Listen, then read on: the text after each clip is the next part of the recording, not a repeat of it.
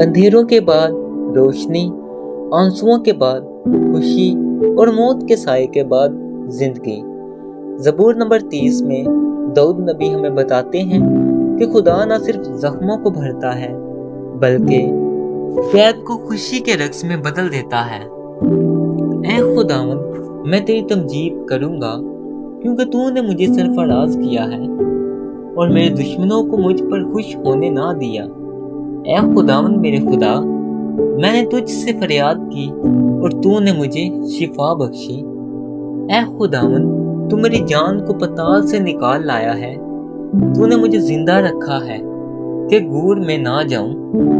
خداوند کی ستائش کرو اے اس کے مقدسو، اور اس کے قدس کو یاد کر کے شکر گزاری کرو، کیونکہ اس کا قہر دم بھر کا ہے، اس کا کرم عمر بھر کا۔ رات کو شاید رونا پڑے پر صبح کو خوشی کی نوبت آتی ہے۔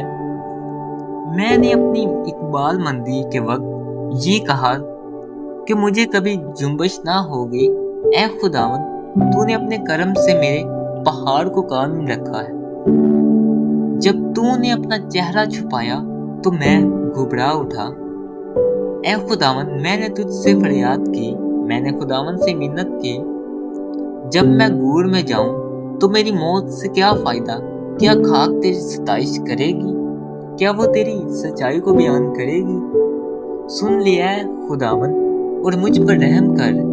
اے خداوند، تو میرا مددگار ہو۔ تو نے میرے ماتم کو ناچ سے بدل دیا، تو نے میرا ٹاٹ اتار ڈالا اور مجھے خوشی سے کمر بستہ کیا، تاکہ میری روح تیری مدح سرائی کرے اور چپ نہ رہے۔ اے خداوند میرے خدا، میں ہمیشہ تیرا شکر کرتا رہوں گا۔